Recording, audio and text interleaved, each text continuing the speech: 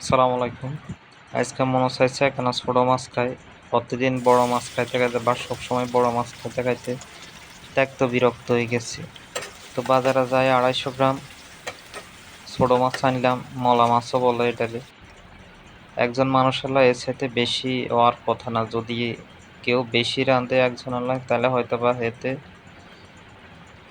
অবশ্যই করে, আমি ভাই অবশ্যের মধ্যে নাই।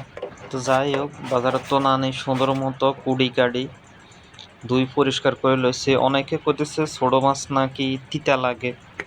তো আমার পরামর্শ হয়েছে যে হেতারা হচ্ছে বরকত করোনা লাই মাথা সহ আর হচ্ছে বালা করে পরিষ্কার করে না, যার জন্য তিতে তিতা লাগে। আমার কাছে তিতা লাগে না, কারণ হচ্ছে আমি মাছের মাথা হালাই দিই, ভালো করে পরিষ্কার করে লই, খাইতে ভালোই লাগে। যাই হোক, রান্নার প্রক্রিয়াটা শুরু করে দিচ্ছি। দেখতে পাচ্ছেন আপনারা, রান্নার প্রক্রিয়াটা খুবই সহজ অন্যান্য তরকারি রান্নার মতো, যদি আপনারা ভালো করে রাঁধতে পারেন। দেখতেছেন আমি আগে পেঁয়াজ রসুন রে ভালো করে কষালে তারপরে মাছ ছাড়ে দিয়ে ডাকনা দিয়ে লইছি। দেখতেছেন আপনারা, তেল ছাড়ি দেওয়ার পরে আস্তে আস্তে নাড়ে দিচ্ছি যেন নিচে যেন না লাগে যে হাইলার।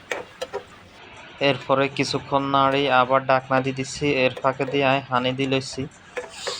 হানি দিয়ে আবার কিছুক্ষণ নাড়ে দিছি, নাড়ে দিয়ে আবার ডাকনা দিয়ে দিচ্ছি। এভাবে চলতেছে 10 মিনিটের মতো। 10 মিনিট পরে আর একটা অভ্যাস, সেটা হচ্ছে তরকারির মধ্যে রসুন খানি। আমি প্রতিটা তরকারির সাথে রসুন খেতে খুব ভালো লাগে আমার কাছে। এটা জানি না, অনেকে খায় আবার অনেকে খায় না, আমার কাছে খুব ভালোই লাগে। যাই হোক, রান্নার প্রক্রিয়াটা প্রায় শেষ, কিছুক্ষণ পরে ওই যাইব।